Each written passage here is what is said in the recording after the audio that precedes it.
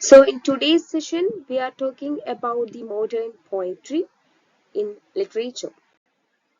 So when we begin with the modern and modernism, this modern age is characterized by the complexity and complicated kind of things. It is perhaps the period of the First World War, and also as a result of that, there was economic depression and also, growing industrialization and urbanization coexisted with all this. The 20th century is called the age of interrogation and anxiety because the scientific discoveries and changing social, political, and economic conditions have shaken faith in the authority of church and religion. Now, let's explore what and why the modernism existed and what was the purpose of the modernism. Modernism, as the name suggests, is modern. The modern word means current or contemporary. Every age is modern in that sense. Every age is contemporary when it is in vogue. It is for the first time in 20th century modernism found its location in intellectual corridors. So it was in the first time 20th century modernism found its location in intellectual corridors. What does it mean? It means that modernism emerged in 20th century as a result of the two world wars. Modernism, a literary movement broadly covering the period of the last decade of the 19th century to the beginning of Second World War. Now, let's discuss about modernism and modernist literature, how the modernism is applied in the literature or how the writers adopted the new literary themes into their works. So basically, when we talk about the modernism, the first thing which comes into our mind is that the modernism is an umbrella term for several isms. You might be already familiarized with several isms like imagism, expressionism, symbolism, and surrealism. So all these isms are basically the product or the corollary of the modernism. Okay, so now let's discuss about modernist literature. Modernist literature differs in its themes and ideas. As a result of modernism, there was an experimentation, there was fragmentation, there was new themes and ideas, new modes of expression, new forms and styles. Modern poetry and its salient features. Basically, modern poetry is a curious mixture of the traditional and the experimental, a curious mixture of the old and new. It was complex and many-sided in terms of its subject matter. The writers chose the subject matter that was differed from already existing or already prevailed poems or stories. It reflects the sense of alienation and disillusionment.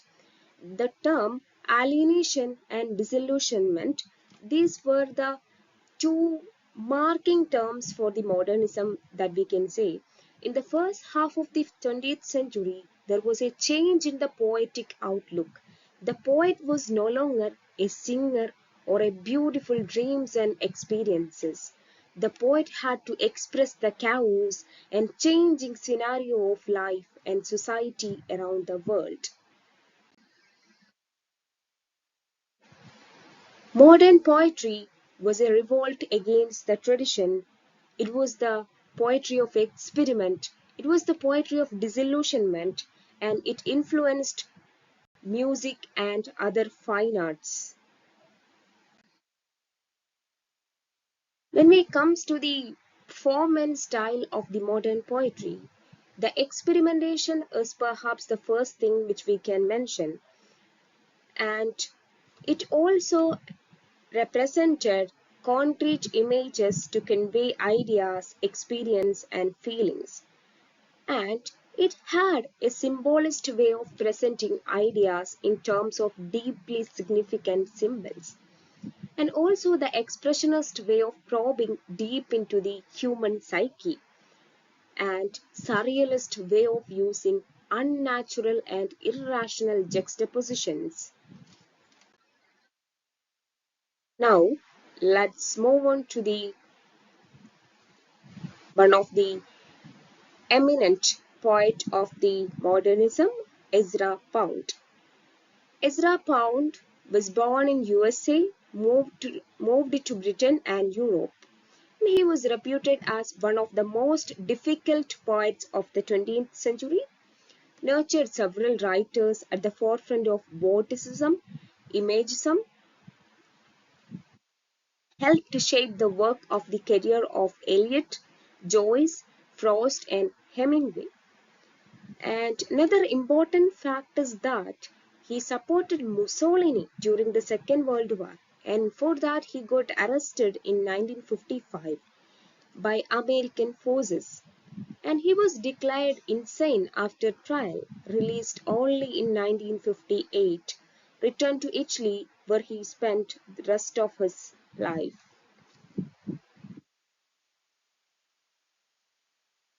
The Time magazine talked about the Ezra that he was like a cat that walks by himself, tenaciously unhousebroken and very unsafe for children.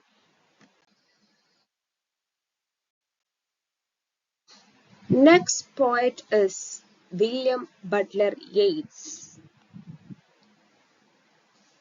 Yeats' main or major poetic works include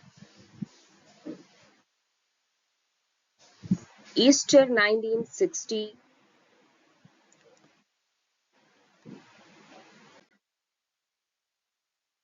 The Second Coming, Leda and the Swan, Sailing to Byzantium, Lapis Lazuli, The Tower. And he was the advocate of mysticism. And also, he wrote many other treatises on poetry. Next one is Thomas Stearns Eliot, that is T.S. Eliot. We already familiarized his work, The Love Song of Alfred G. Prufrock, and it is considered as a greatest example of the technique stream of consciousness. And he was also awarded the Nobel Prize in Literature in 1948. The Wasteland, we already know that it was published in 1922, is a one of the foundational texts of modernism that we can say. And he continues the tradition of dramatic monologue, and he is the one who practiced free verse in poetry.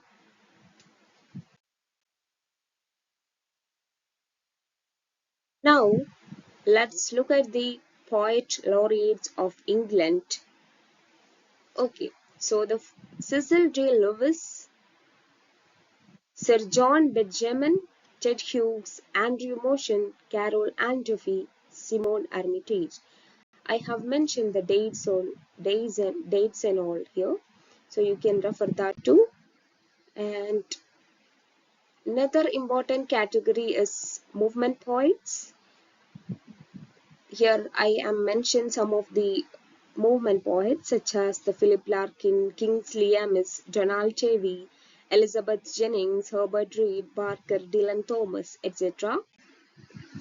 And that's all about today's presentation. So thank you so much for listening me.